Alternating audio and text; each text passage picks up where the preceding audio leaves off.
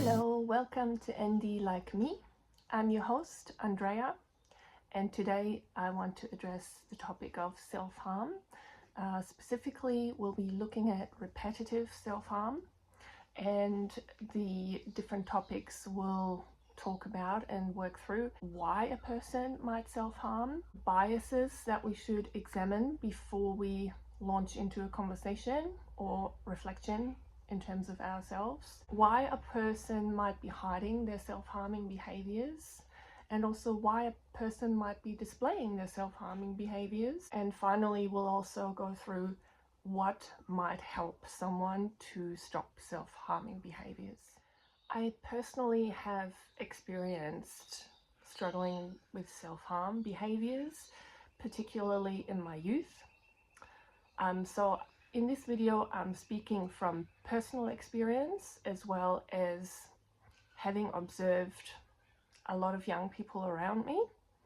And I've also had a look online, but I did not find a lot of comprehensive information to help or support someone who experiences self-harm. Hence, I wanted to make this video to, explain certain aspects of it to other people, and to also support a person that might want to stop their self-harming behavior, or other people supporting that person. So first, I'd like to address why someone might be self-harming. And before we dive in, self-harm can happen to anyone of any age as soon as a person is conscious enough to have a sense of self. I have personally, in my career as educator, seen very young children self-harm. We will get back to why that is important later. If we break it down to the most simple level, self-harm behaviors are a stress response. Now, what we see is there's usually a level of nervous system activation, meaning a person might be in fight, flight, fawn, or freeze. They might be in a prolonged state of stress, agitation, anxiety, maybe depression, maybe a combination of all of those. If they are neurodivergent, especially if they're autistic, they might be experiencing self-harming behaviors during a meltdown. Animals held in captivity in not the right conditions for them will often self-harm as well. So you'll see, caged lions kind of clawing or throwing themselves into a cage wall, biting themselves, scratching themselves. You can see dogs and lots of other animals do this kind of behavior. So self-harm is not a specifically human behavior. It is a stress response that we can see across all mammals. And because of the nature of this stress response, it is important to deal with it when the person is calm. Now, this can be difficult if there's prolonged and sustained stresses in the person's life, but I will also get to that more in depth later. It's just for now important to know that we can't change someone's behavior usually when they're already heightened, when they're distressed, and there's gonna have to be different strategies. So the long-term strategies to support a person that self-harms, we can deploy them when the person is calm and collected and not actually in the process of self-harming. And then there's other interventions that we can have to support someone that is in the middle of a crisis and self-harming at the very moment. The other part that we need to understand about self-harming behavior is that in and of itself, it is a somewhat addictive behavior, especially for neurodivergent people, because when our body gets hurt, so things like burns, cuts, we're talking about the type of injuries that self-harming people will often inflict on themselves.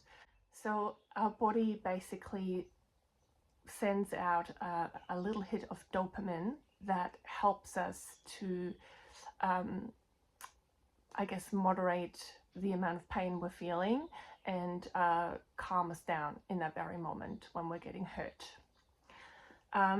This is why it can be something that people continue to keep on going back to, because on a physiological level, it does feel good for a short moment. First it feels bad, and then it feels good. And most people will indulge in that kind of behavior to get a moment of feeling good, feeling relieved is often how it is described. So next, let's examine biases that we might have consciously or unconsciously, because they are being portrayed in society and are definitely influencing most people, whether you are self-harming yourself or supporting someone that might be self-harming. The first one of these is, don't talk to them about it because it might give them ideas. I have heard this sentence a fair bit, and I don't particularly talk about self-harm a lot, but it often seems to be the concern of parents that think if you talk openly about self-harming behaviors, it will encourage a person to do more of that, and it might even give them more ideas of how to do that. Now, why I think this is a lot of BS is because I have seen very young children self-harming, and they didn't see it anywhere else. I think they came from a pretty healthy middle-class family, and the parents were very shocked when they saw their little girl self-harm. We're talking between 2 and 3 years old, that young, hurting themselves.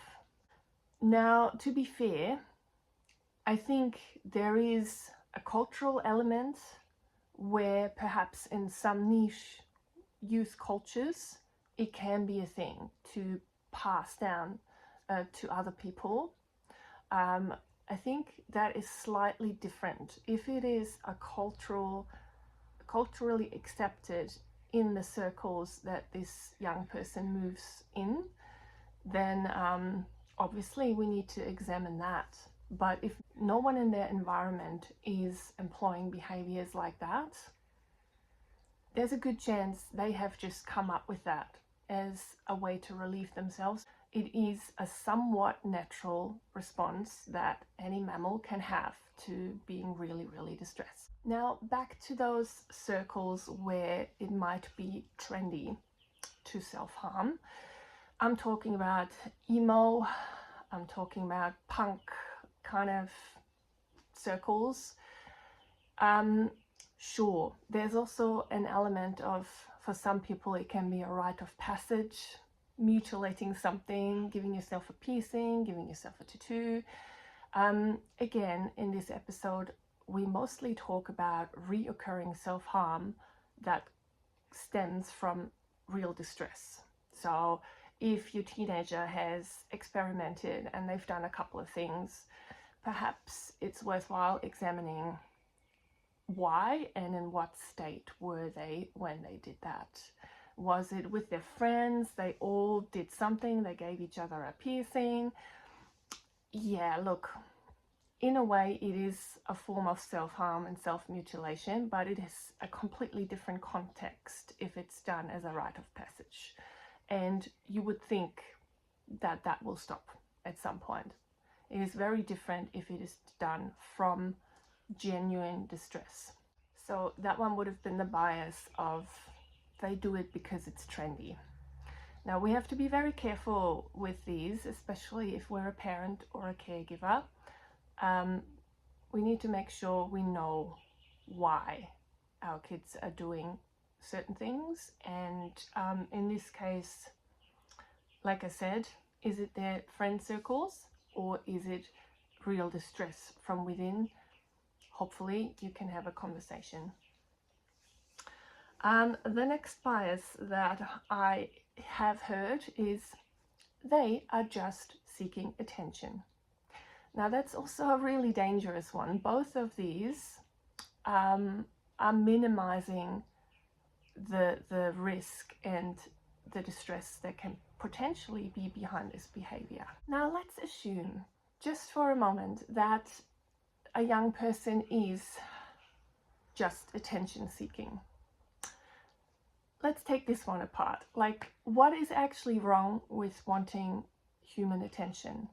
So genuinely, we all have needs. We all have a need for connection.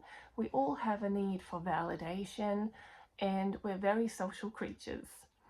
So if the behavior is caused by the desire to seek attention, well, what are their needs that aren't being met at the moment? What are their relational, their social needs? Where can we get this attention for them in a healthier way? Also, most of the time, people are not consciously attention seeking when they practice self-harming behaviors.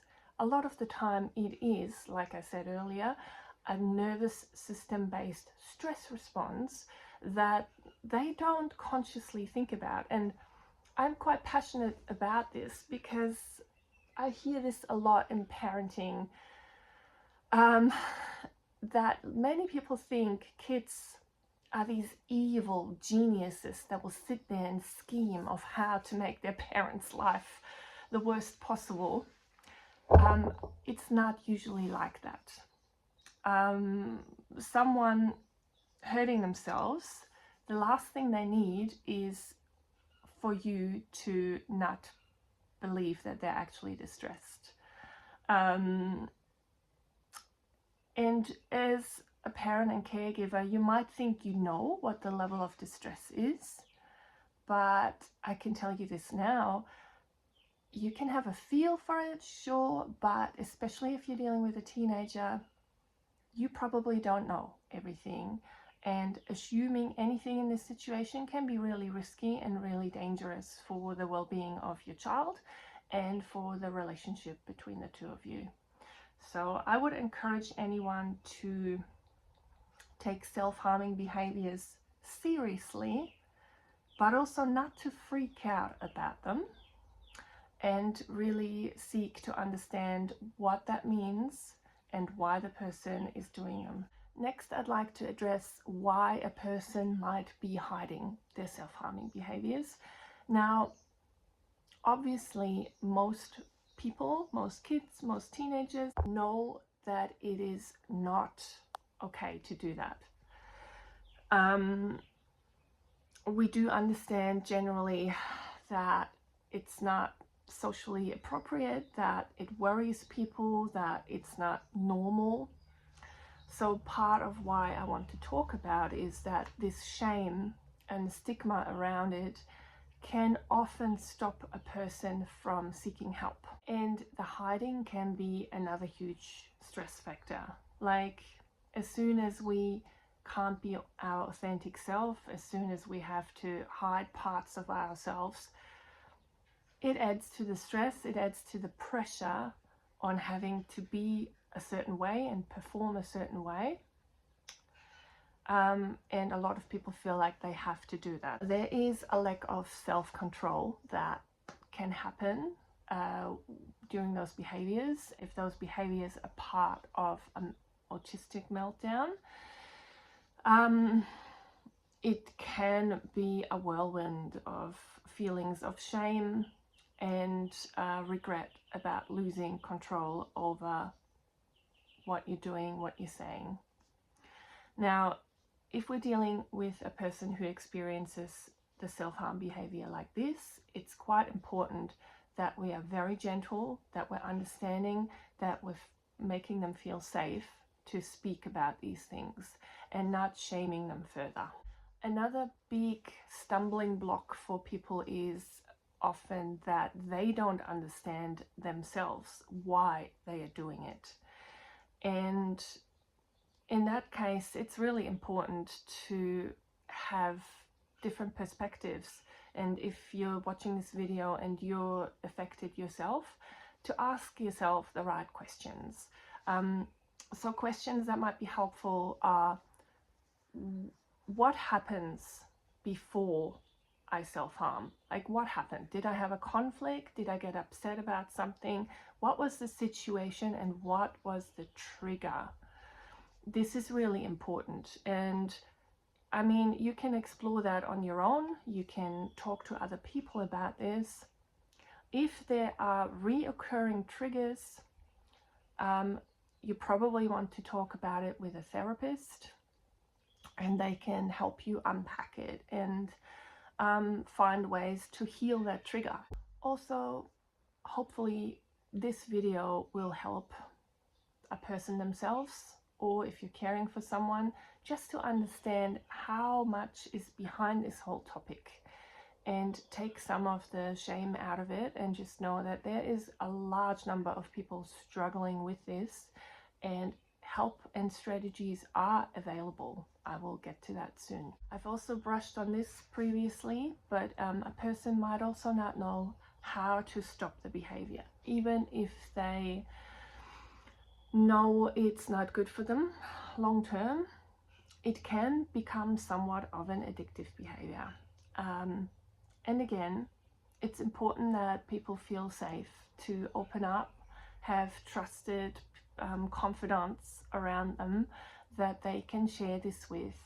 And if it's not possible for that to be a parent, perhaps it can be a therapist or a friend or a mentor at school, someone you feel like you can trust, and they're going to be confidential with that information and only share when and if it's appropriate. Now I want to come to why it might be the opposite. There's also some young people that will openly display traces of their self-harm, especially when it comes to cutting, burning, piercing. Again, back to the cultural piece, there might be some groups that will actually celebrate that. If you're a parent, if you're a young person, please really think about that friend group, and think about whether that's good for you in this moment. Is it good that they're supporting this behavior? Is anyone worried about you? Is anyone expressing concern about you doing this and explaining this publicly?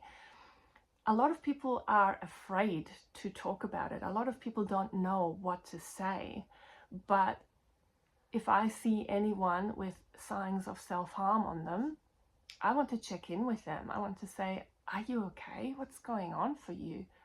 And the fact that some people display it, again, is that attention seeking, a cry for help.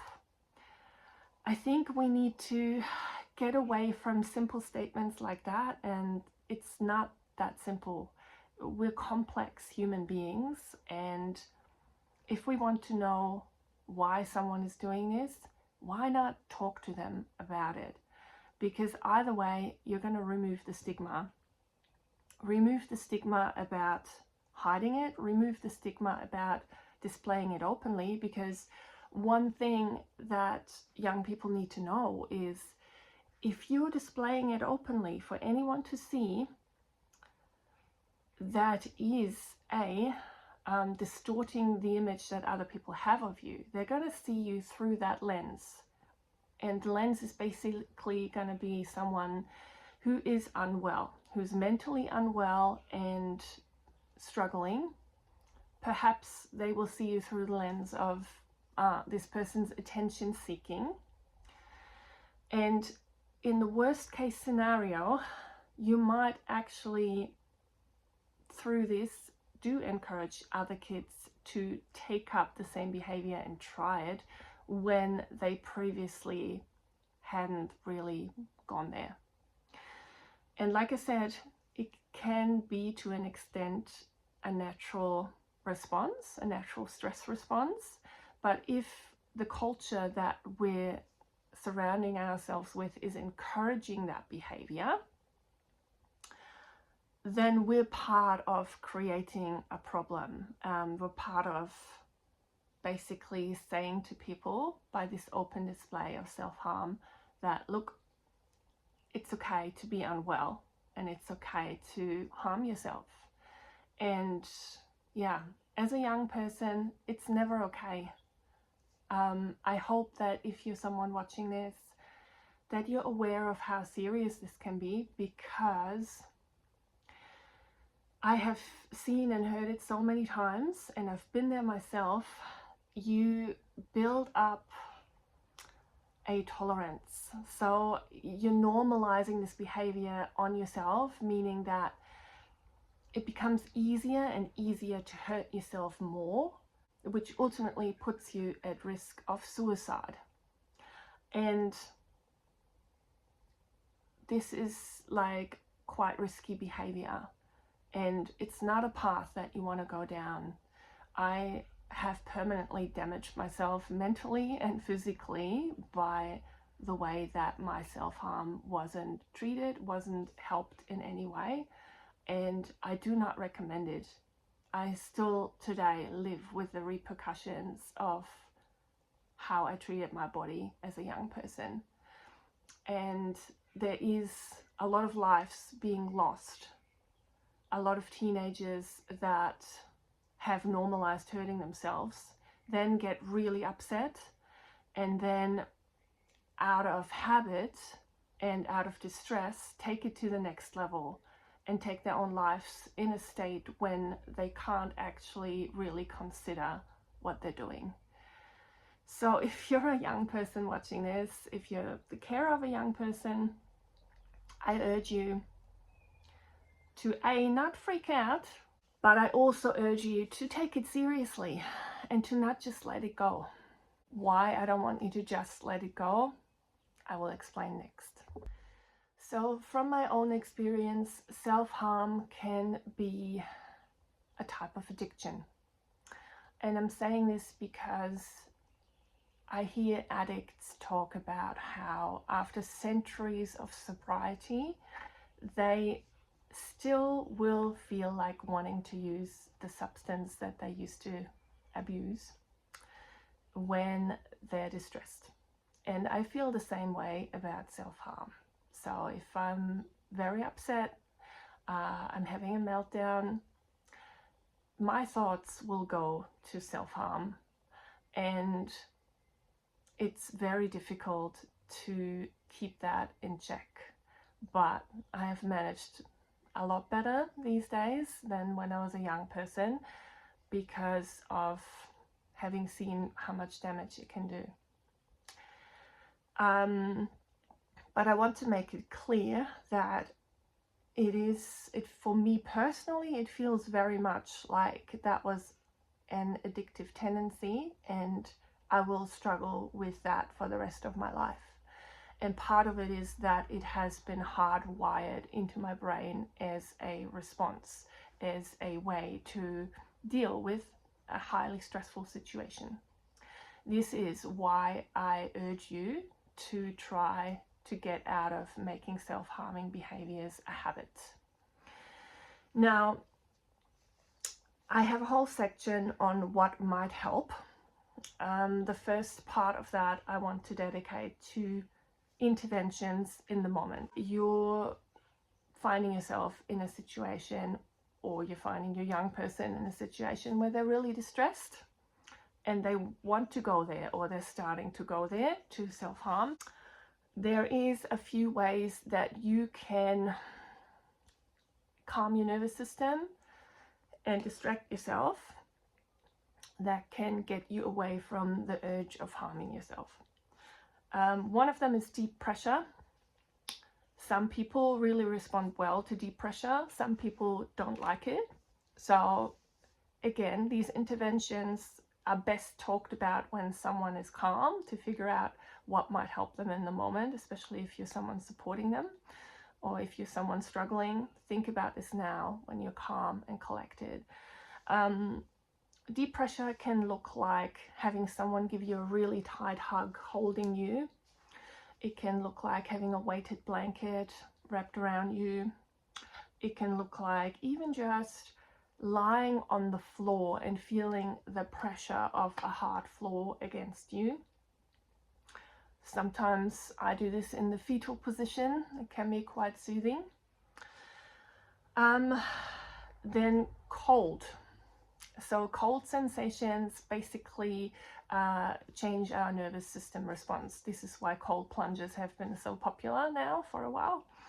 So you can try a cold shower, especially if you stick your head in. You can try having a cold bowl of water with ice cubes in it, stick your face in. It's also like good for your skin and stuff. And you can try sucking on ice cubes. So anything that will give you a cold sensation, running an ice cube along your skin. Any of these can help.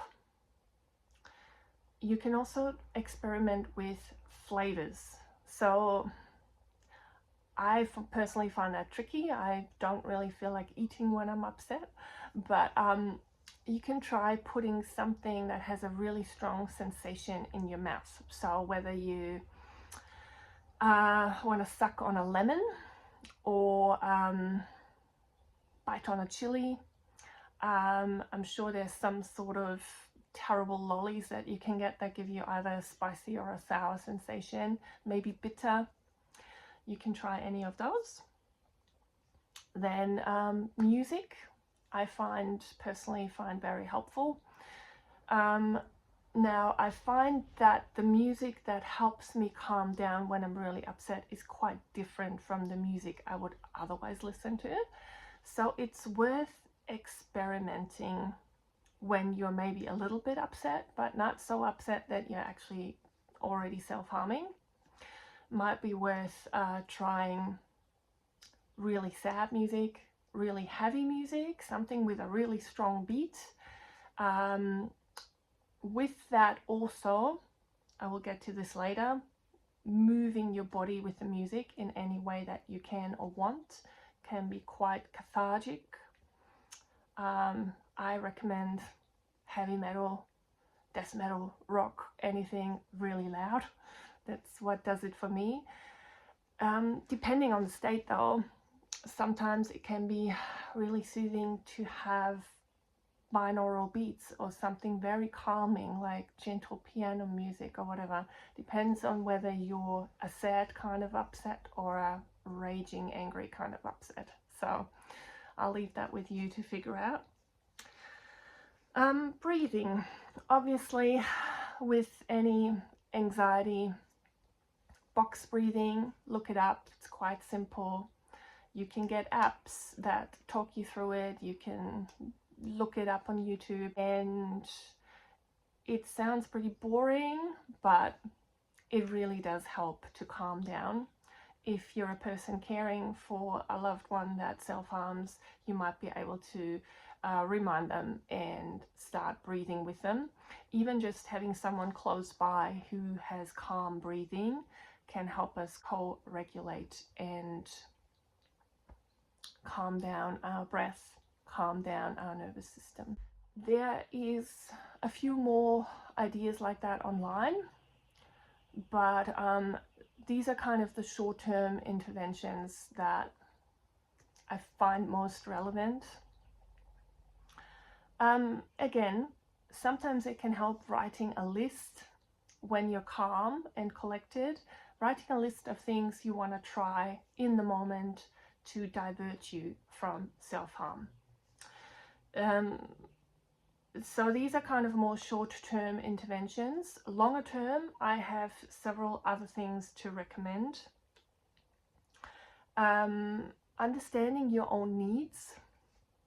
It's a big area, but if you can understand which needs of you or your child aren't met, then you're gonna be able to work on those and prevent a person from actually getting in a state that is so heightened and so emotional that they feel like going to self-harm. Now, understanding your own needs doesn't mean, especially if you're a teenager listening, it doesn't mean that you're gonna always get what you want. It's impossible. We all have to make compromises, and there's gonna be a lot of times where it's more about finding a balance between what I have to do, what's expected of me, and what I need. And keeping those things in balance, I think, is how you can become well enough to not get heightened and emotional and upset constantly, and constantly needing to revert to this strategy of self-harm to make yourself feel a little bit better. Basically, you just want to work on the level of contentness in your life.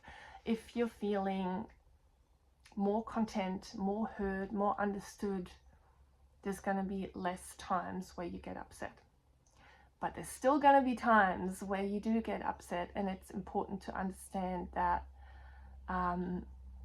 we need both of those strategies. Now, how we can go about this is finding healthy alternatives. So obviously some of the interventions we've already talked about are also in that category. But there's a lot of pent-up energy that often leads us to self-harming behavior. So if we think about it in those terms, we can find other ways to release that energy. It can be things like singing or screaming into a pillow, getting a punching bag and just beating up a boxing bag. If you don't have one, you can also beat up a pillow. Just make sure you protect your hands and don't actually hit something hard, because then that will be self-harming behavior again. A lot of sport can be really good, because as we heard earlier, that short dopamine hit is what most of us go back for. Now, if we think about it in terms of dopamine, exercise, especially anything that brings up our heart rate, that actually gives us a lot more of a dopamine hit than anything. So just keep that in mind. Try and find something that you find fun and exciting. I do sometimes just hate clean my house when I'm in a bit of a state and I got the heavy music going, and I'll just scrub away and like get really physical. Sometimes dancing. For me, running, I will put on something and go for a run when I feel like I'm about to do something bad, either to myself or someone else in the house. But yeah, regular exercise, team sport, swimming, surfing, athletics, name it. What is the thing that you might want to do that brings you fun and joy? Make sure you do that regularly, but also have strategies of what kind of exercise you can do when you feel like you're getting into a mental frenzy, when you're having a reaction, an emotional reaction. What are the things you can easily do? So also, again, it might be helpful to write that down and have a list. And then when you're getting to that place of being triggered, of being upset, it's a lot easier to look at the list and go like, I can just pick that one and do that now, rather than going back to old habits of hurting yourself. Also, I'd like you to consider seeking outside help. Now, this can look different for different people. It could just be talking to a family member. You might have your mum, your dad, your auntie, someone you trust and someone you feel like you can talk to about what's upsetting you and give it a verbal outlet. That might look like going to therapy. Again, that's more of a structured long-term thing. I feel like having someone you can call and talk to, a friend, for example, when you're in distress, that holds a lot of value. It can also look like having other more medical interventions. You might want to get in touch with different mental health services. There's a lot of good ones here in Australia. I'm sure there's a lot of great services all over the world. For example, we have Headspace. We also have Lifeline. If you don't have anyone else to talk to, you can always talk to someone on one of those hotlines, and they will talk you through what's going on and how you're feeling and help you through that time. Also, medical intervention might be helpful for you. It might even be necessary. There is good people that I've known that are no longer here because they didn't get the help that they needed. And I know a lot of us are quite resistant to the idea of taking medication.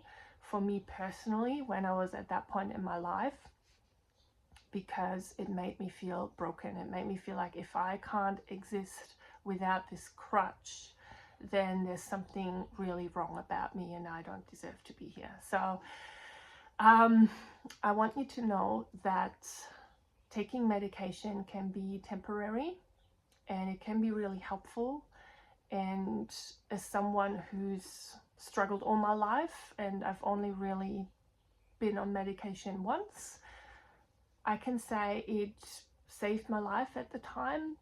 It made things so much easier for me to tolerate, and especially if you're finding it hard to put healthy measures in place for yourself, it could be a really healthy aid in getting yourself to feel that little bit better, so that you're then able to work on things and put healthy practices in place. So I recommend talking to your GP or to your mental health specialist, your counselor, your psychologist, anyone you're already seeing, and discussing that option with them. And I'm not saying I'm pro medication. I'm just saying don't write it off because of your own emotional story around what that means. It could still be really helpful for you. That's about everything I wanted to say today about this topic. Now, it's a huge topic. If you want to chat with me, please send me a DM.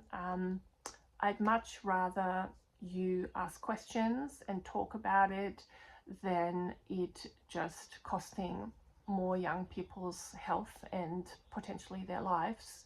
If you would like to seek ongoing support with topics like this, please come over to the community, and there we're looking at having regular catch-ups, and I'll be there to support you regularly.